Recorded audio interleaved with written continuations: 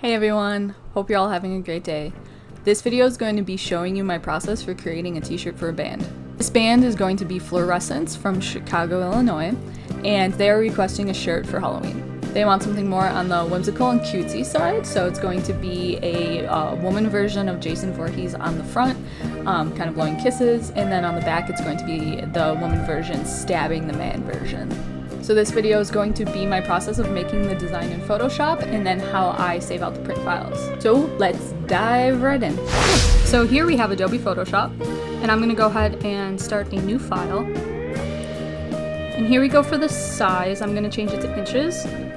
And then for the width, I'm gonna do 14 and the height at 16. And the reason for this is the print area of a shirt varies, whether you have a tiny shirt, like an extra small or a children's size, versus like an XL, a 2XL, 3XL. And so a medium platen, when you're screen printing shirts, is gonna be about 14 to 16 inches, so I'm just doing that as a standard. For the resolution, normally everything needs to be at least 300 dpi when you're printing. I'm gonna make mine 600 dpi, and the reason for this is if the band decides that they want to make a poster with it, or if they want to do like a scrim, the backdrop that goes behind a band when they're playing, it's going to need to be bigger, and instead of having to recreate it later, I'm better off just starting at a really high resolution. For the color mode, I'm going to leave it as RGB, and the reason for this is I know that they're going to screen print these shirts, so the color is not entirely as important if they were going to like be printing posters or be printing like an album cover. Those would need to be in CMYK. Typically everything that goes to print needs to be in CMYK, but I'm going to leave this as RGB for now because it looks so much better digitally, and I know that they're going to want to post this on social media and it just looks better, and I can always convert it later. But screen printing, they're going to use their own inks. So like if I put a yellow on here, that yellow is not going to be what's going to be mixed, because typically they don't color match or match the specific color from the document when they're printing. So I'm going to go ahead and leave that as RGB, which I should do a video RGB versus CMYK, which might come in the future. And everything else is good. Background is white.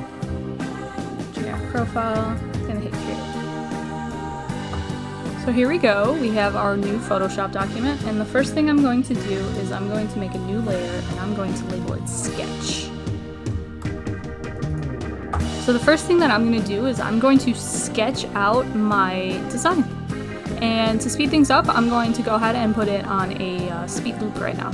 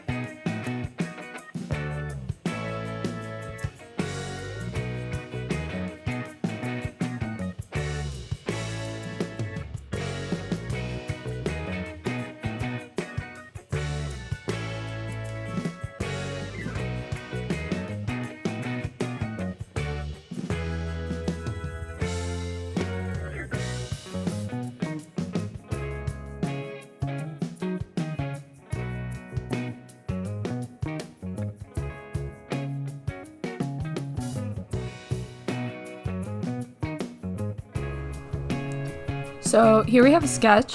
So this is the front. So it has the female Jason Voorhees kind of like waving all nicely with the machete hidden behind her back. And then the back side's gonna be the female version stabbing the male version with some of the song lyrics over the top. So now that we've got both the sketch layers done, I'm going to go ahead and do my drawing layers. And for the drawing layers, what I'm going to want to do is I'm going to make a new group, label this front, and then I always break it up with the line work on an ink layer or a line layer, and then have the color layers underneath. Now for screen printing, I know that they kind of want to keep the costs down, the economy's kind of crap right now. So I kind of try and want to keep it between like 1 and 3 colors. You can usually do like between 1 and 10, but that gets really pricey. So I'll probably do like 1 and 3 colors, then give them an option for like a 2 color and a 1 color. Yeah, so I'm just gonna go ahead and keep that as layer 1, 2, and 3 underneath that. And then more times than not, the ink layer ends up being black, and people like to print on black t-shirts, so that ends up not being a color, but it's gonna be like the negative space. So I'm gonna go ahead and speed this up again, get the drawing done, and then explain my layers after.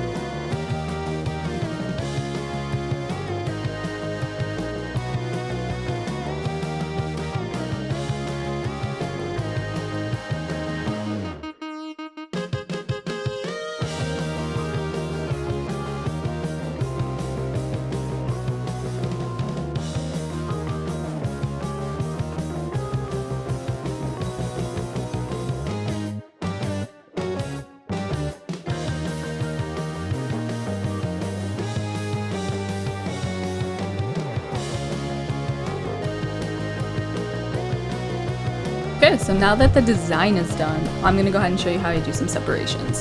So I use the color range tool to pick out my colors from each other. I find that this is the easiest, and then I don't have to worry about it while I'm actually creating the art, and I can just do it at the end. So I went ahead and I created a folder just called Backprint, and I have the colors separated out here. So we have pink, yellow, white, teal, and blue. And what I'm going to do is with the brush tool selected, I'm going to zoom in and I'm going to select the pink.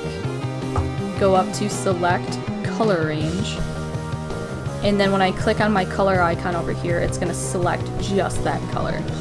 And then you can use the fuzziness to kind of select more or less of it.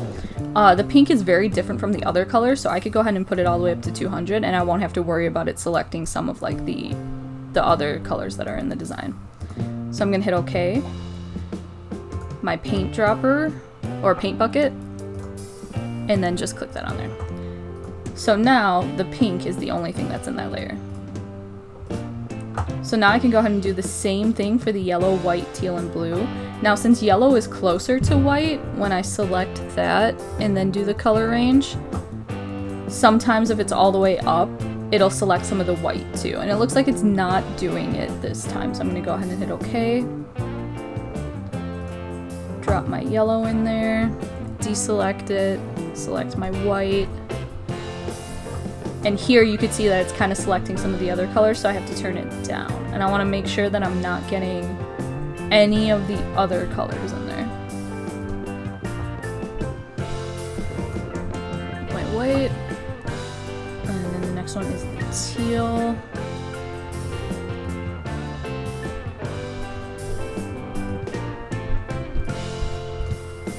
And that one has to go all the way down to 0 because it's so close to the blue.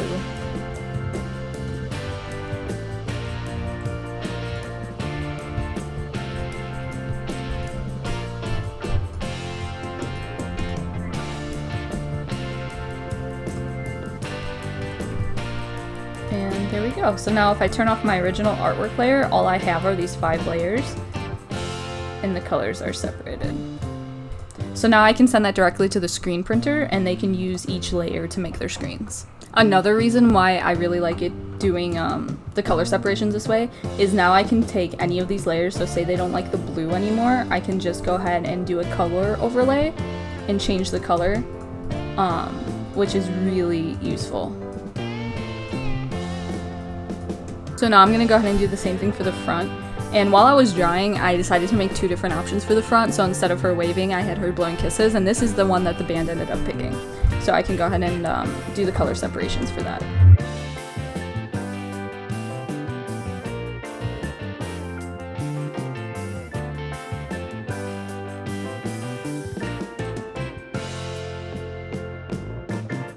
So there you have it. This was my process for creating a Halloween t-shirt for the band Fluorescents. If you're interested in seeing more content like this, go ahead and hit the subscribe button, and have a wonderful day.